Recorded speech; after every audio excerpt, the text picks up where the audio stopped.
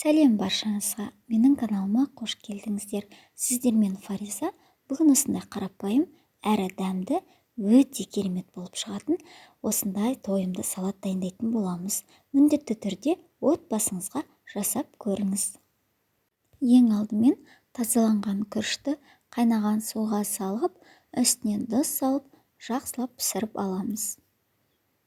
Піскен күрішімізді салқын сумен бір жуып аламыз. Үлкен ыдысқа салып, үстіне 4 бұрышты қылып туралған осындай қиярымызды салатын боламыз. Енді бұның үстіне жүгері саламыз.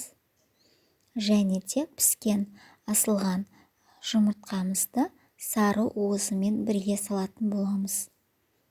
Үстіне шым-шым тұз салып, майонезімізді салып, барлығын біркелкі толық араластырып аламыз.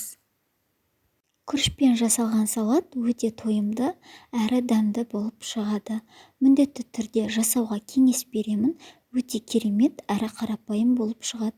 Егер сіз крабты ұнататын болсаңыз, дәл осы рецептке краб таяқшаларын салып жасасаңыздар да болады.